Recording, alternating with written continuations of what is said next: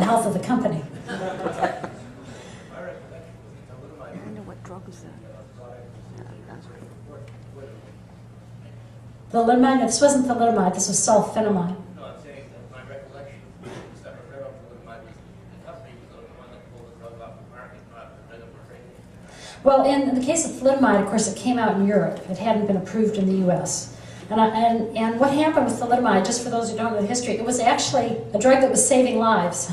The reason being, it was a very safe sleeping drug, and a lot of people were dying from barbiturate overdose. You know, you've heard the stories of Marilyn Monroe and other famous people who've died. Well, that's what was happening. People were taking overdoses. Not on purpose, but just because it was so easy to overdose. Well, thalidomide didn't have that problem. It was great. You could take a lot of it. But what happened was, pregnant women started taking it because they started realizing that it helped their morning sickness. And it did. But the problem is that they took it in a 4-week period during their pregnancy, and it had to be that 4-week period. They had children that were born either without limbs or with shrunken limbs.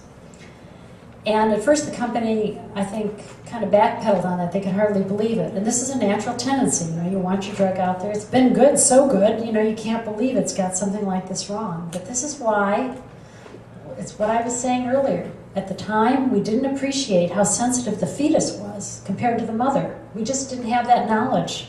At least most people didn't. It was out there, but it wasn't well known. So at first they didn't think it was really happening, and then they finally withdrew it, of course. And the company went bankrupt, if I recall. Now what was interesting is that the FDA banned this drug. It didn't say, well, men can take it. It just banned it, okay? It never approved it, and it wasn't going to consider it. Well, what's interesting is this drug happens to work against a disease that has a long history, a very long history of making people miserable. It works against leprosy. And it's now finally, after much trauma on the part of the people who are trying to help people with leprosy, is being tested. So, you know, no drug is perfectly safe. No drug is always effective. It depends on the individual and what you're using it for. And that's why it's so important to be careful on this. Now, let's see, I wanted to see if anybody else who hasn't spoken, you didn't have a chance yet. I was wondering if any of the drugs that were on the market prior to the regulations are in peril. Yes, the question was, are any of the drugs on the market before the regulations in peril? The answer is yes. What the FDA did is they said, okay, if you're on the market already, you have to bring us proof that your drug works, and if you don't, then you can't market it anymore. Now, of course, there were so many drugs on the market at that point, they really, and this was kind of before they had defined everything well, so what they did is they asked a panel of physicians to rule on whether they were effective. Now, let's get this straight. The new drugs had to jump through all these hoops and get 2 US studies that showed certain statistical significance, but the old drugs got to have a panel of physicians, which is what the old system was about. Very strange.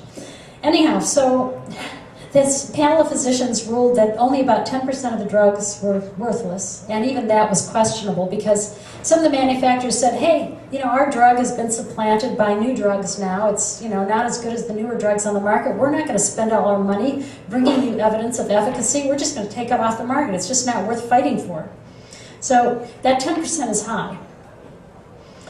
But what the FDA did then as years went by is it started saying, well, you know, these drugs that are still on the market from before 62, we need a little more evidence. And they started requiring more and more. So some of these drugs are even now being taken off the market. Sometimes because the manufacturer simply doesn't want to go through all the hassle of taking what's now a generic drug and bringing it through in a way that would satisfy the FDA. Way in the back.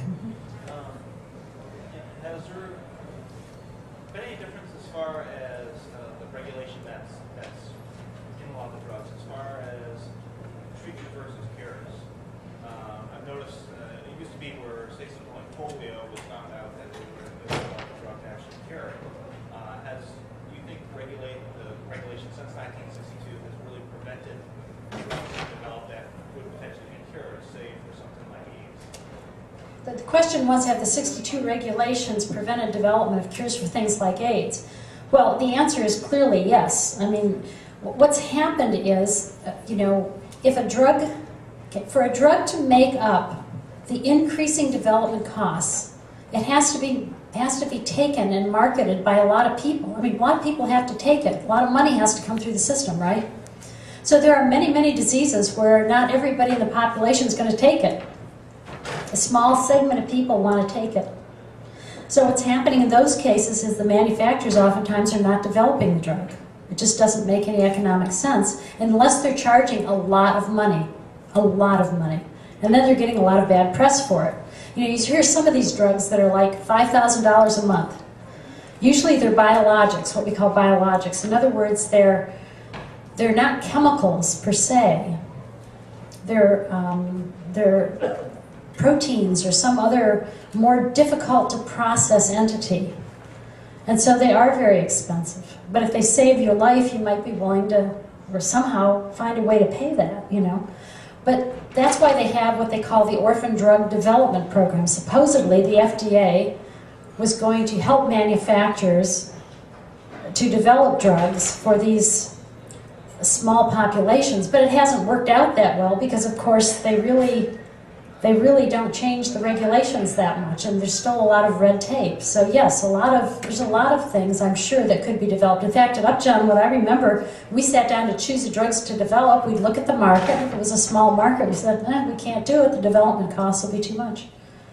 So there are many drugs out there that could cure or help people prevent their suffering that never come to market. Let's see. You haven't had a chance yet. Oh, the green, did you have a question? Oh, okay. Go ahead.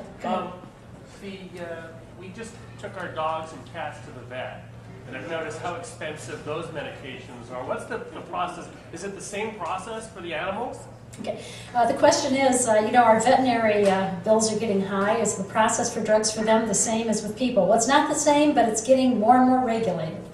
And of course, there are people who are taking, but still it's cheaper than drugs for people. So there are individuals who take and go to their vet and get the drugs for their animals and actually take them themselves. That's one way they're controlling their health care costs. And I'm not saying you should go out and do that. I'm just pointing out, please don't say I'm recommending this. I'm not. I'm just pointing out that that's one of the things that people are doing.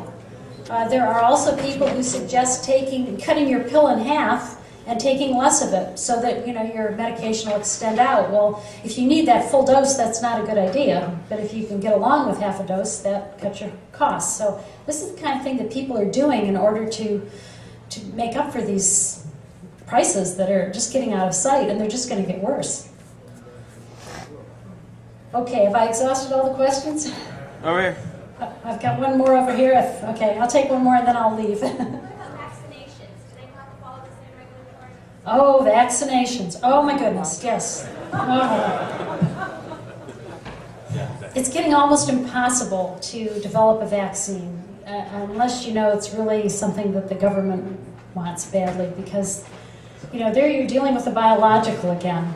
And there's less quality control in terms of getting everything exactly the same in each dose, et cetera, et cetera. So the vaccine manufacturers they're very frustrated. Many of them have gone out of business. So that's a whole nother story. In fact, that would make a good libertarian paper if you're so inclined. I know there are a few people who have dealt with that before, but the situation there is just getting worse. Okay, well, I want to thank you all for your attention.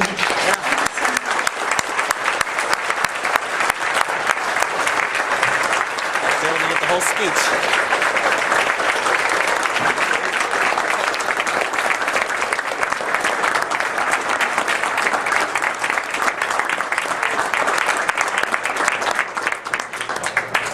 And I want to return my laser pointer substitute to whoever gave it to me. Thank you. Thank you. And don't forget, Dr. Ruwart will be out signing her books. Give her a couple minutes to relax, right? Yes? Yes. No, it's my mandatory. Leave her alone for a few minutes. Two quick things. The Watchmen at 10 o'clock is sold out at IMAX, so don't drive up there. We are...